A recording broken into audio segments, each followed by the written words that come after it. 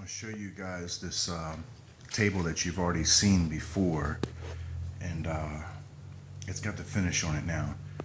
I don't have the best lighting in the shop right now, but I do have it positioned in front of a window, which is going to be able to give you a little bit of this effect of the tiger fleck in this quarter sawn white oak. And you're beginning to see the pattern right now. And that would be what I call lights off.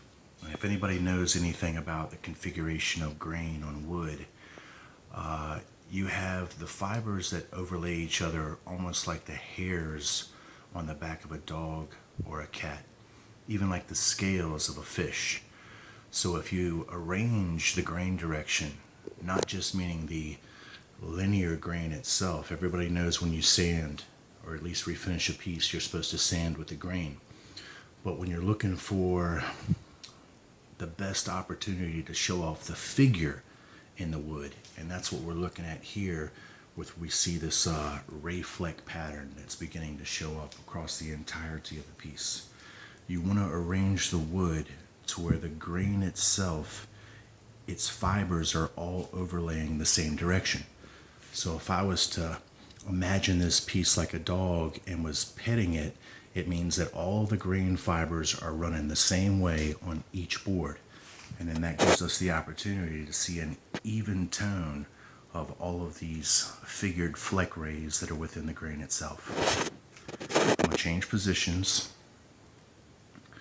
The tabletop is absolutely beautiful. It's got a hand-rubbed oil finish, which is a product known as tried and true. And I am completely happy with the product. I stand beside it 100%. It's basically, in my mind, the best finish on the market right now. It's an oil varnish blend. Go ahead and check it out. It's totally safe to use. You can dip your hand right in it. It rubs on with the rag and then rubs back off. You can build a finish as thick as polyurethane, as thick as varnish, and so forth, but you just have to build in much thinner layers. So something that you might achieve for protection with a tabletop and polyurethane in about 3 coats, maybe one wiped on, 2 brushed, then one wiped on after, you might achieve with 5 to 6 wipe on coats here with a varnish oil mix, tried and true. We've got the breadboard ends on there, and they have a fair curve that runs the entirety of the width of the table. And then the fair curve, I think I showed you in a previous video when I was making the tenons for this table, is also on the inside of the breadboard end. So in other words, where the actual tabletop boards meet this breadboard end, a structural engineered piece to help support the tabletop from cupping over time, we see that it's a fair curve too, where the tabletop meets it. And I did all that by hand. I literally hand scraped the join where the 2 pieces meet all the way down to match the curve, and it came out very, very nice. I was very happy with it all. So as we reach the end of the tabletop, so it's a fair curve that continues the entire width of the top.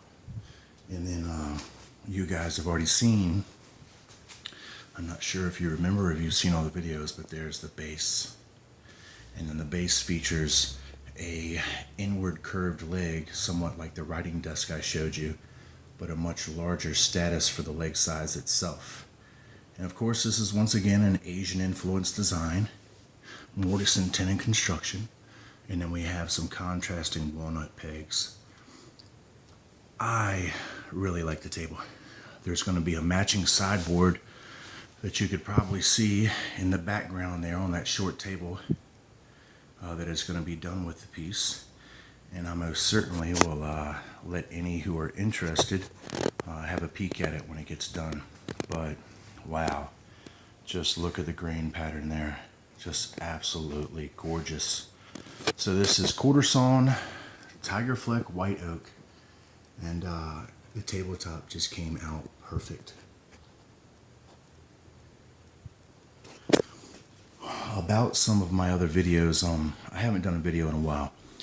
I actually made about an hour-long video the other night, and I've been trying to upload it, and it's been uploading for maybe 4 or 5 hours at a time and only be at 50 or 40%. So it's draining my battery on the uploads. I'm having to cancel the uploads because the phone is going to shut off before it will complete. So even if I plug the phone in, my charger is burning up. So I don't know. I'm definitely have a lot more to talk about, and I feel that we need to summarize the information that we've gone over the entire channel history and basically just say it all at one time, and I think I'm capable of doing that now. So I don't know what the next level of the video is going to be like. There's some things that I want to talk about personally about me so that everybody knows exactly who I am. It seems to be there's some confusion, when in all reality there should be no confusion. It's the exact same thing that I've said from the beginning of this channel history. Nothing's changed. Nothing's changed with me. Only the perceptions of those that follow me. So when I come back, we'll talk a little bit more about that. And I hope that everyone really does seriously consider what's going on here, because you're all a part of it, whether you realize it or not. I'll be back.